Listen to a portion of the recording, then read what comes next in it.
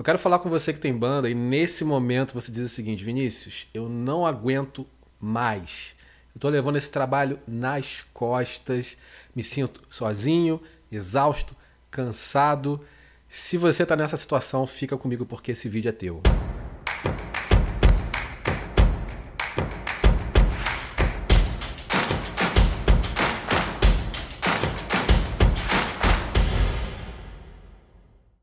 É bastante comum você observar bandas que tem aquele membro que é o catalisador, que faz as coisas acontecerem, né?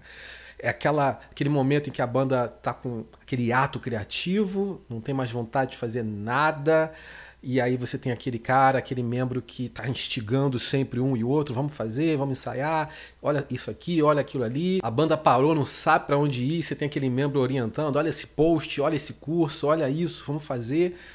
É isso que acontece na maioria das vezes e eu acho que você é essa peça-chave, né?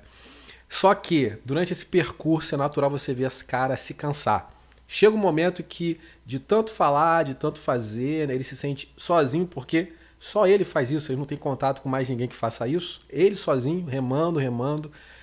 E olha, fica nesse vídeo comigo porque eu vou te contar uma história que vai te fazer entender a tua importância, por que isso está acontecendo também, e naturalmente você vai saber como agir daqui para frente. O ano é 1965 e uma banda chamada Beatles estava acabando. Sim, 65 é um ano chave, um ano em que os Beatles quase acabaram. Pouca gente sabe disso. De 62 a 65, os Beatles viveram aquela primeira fase, a fase da Beatlemania, que todo mundo conhece, ou já ouviu falar, em que a banda estourou no mundo inteiro. Vários singles dos Beatles ocuparam as primeiras posições no mundo inteiro. Eles lançaram filme, A Hard Day's Night, enfim, estouraram.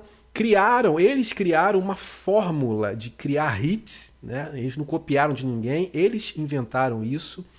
E essa fórmula de criar hits de 2 minutos, 3 minutos, as músicas dos Beatles tinham um formato bem padrão, que eles cunharam sozinhos, inclusive. Isso fez os Beatles se cansarem deles mesmos, até o ponto em que eles tiveram um bloqueio criativo que quase acabou com a banda. Esse bloqueio é muito visível no álbum Beatles for Sale, um disco que mostra na capa isso que eu tô falando. Os caras com a face ali desgastada e criativamente você vê ali que as composições não estão no nível do que a banda já estava apresentando antes. O que acontece é que depois de Beatles for Sale, George, John e Ringo se isolam e falam: eu não quero mais ver ninguém, eu quero me isolar, não quero saber de música. Os três estavam com família, com esposa, com filho, enfim. E literalmente falaram: olha, a gente vai dar uma pausa aí. Se a gente um dia voltar, voltou. Se não voltar, a banda acabou, a gente já chegou onde a gente queria. Esse foi o último papo dos 4 antes dos 3 ali se isolarem. E por que eu tô falando 3 aqui? Porque Paul foi o único que não quis se isolar. Dentro de Paul tinha o que de repente tem dentro de você aí. Aquela vontade de fazer a coisa acontecer, de não parar. Por que parar? A gente precisa continuar. E Paul sabia que o bloqueio que a banda estava vivendo era porque a banda tinha perdido a referência que lá no início eles traziam, né? De criar algo fresco, novo, sem interferência, enfim, buscar a originalidade. O que acontece é o seguinte: Paul, ele não vai para o exílio, né? Os 3 vão para o interior da Inglaterra e Paul vai para Londres. A banda estava em pausa, Paul vai para Londres e lá ele conhece um cara chamado Larry Miles. Larry, ele era um escritor, um jovem escritor, estudante, que tinha contato com uma cena cultural que Paul nunca tinha visto na vida. Eram artistas, pintores, cantores, músicos, escritores, poetas, todos em cima de um conceito que Paul ficou maravilhado. Existia ali um cunho artístico, apresentar uma proposta de um livro, de uma poesia, de uma música, mas com uma base artística muito forte. Isso é para você entender o conceito de arte, né? Para você entender bem.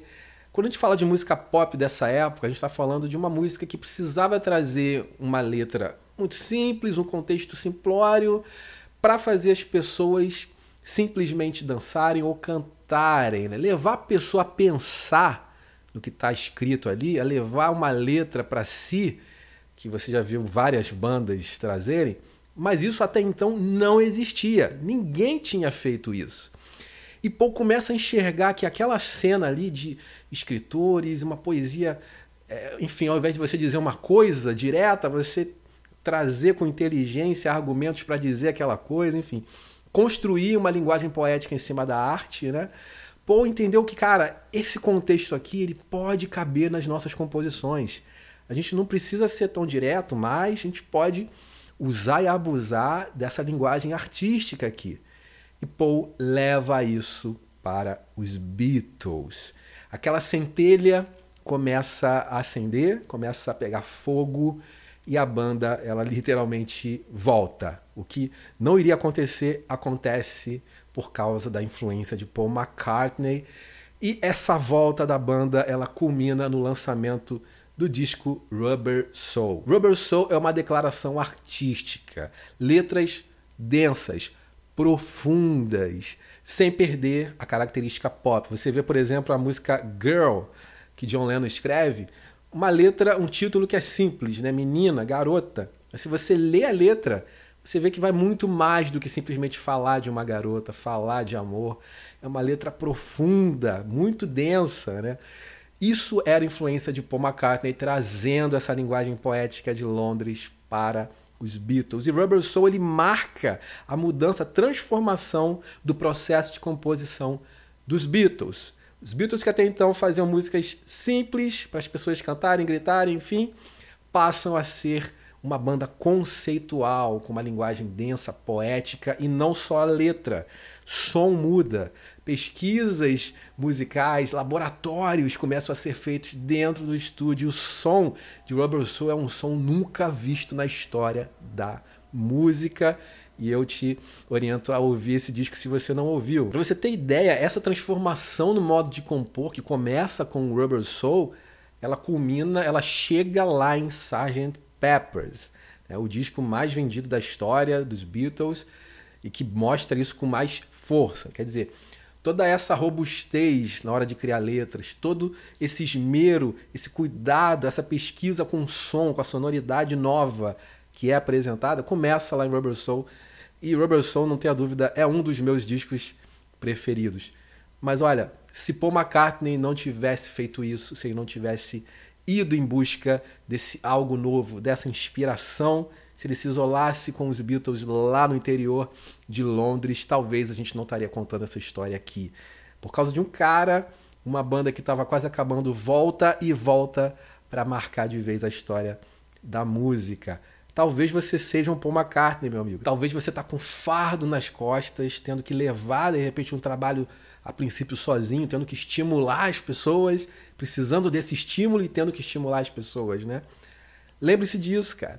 Se você está tendo essa responsabilidade, é porque você tem capacidade e condição de levar isso sozinho e traduzir isso em resultados e, naturalmente, colher os frutos desse trabalho que você vai ter, como hoje a gente vê Paul McCartney colhendo, inclusive, né? Então, não pense em desistir, não pense em largar, em chutar o pau da barraca, em reclamar.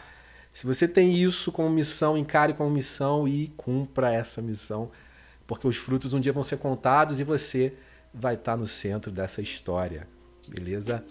É isso, espero que eu tenha te ajudado com esse vídeo. Fico por aqui embaixo do vídeo, links para o curso Palco Digital, para as minhas redes sociais, enfim, para você estreitar um pouco mais a relação comigo através dos outros canais. Eu te vejo em breve no próximo vídeo. Um abraço, tchau, tchau.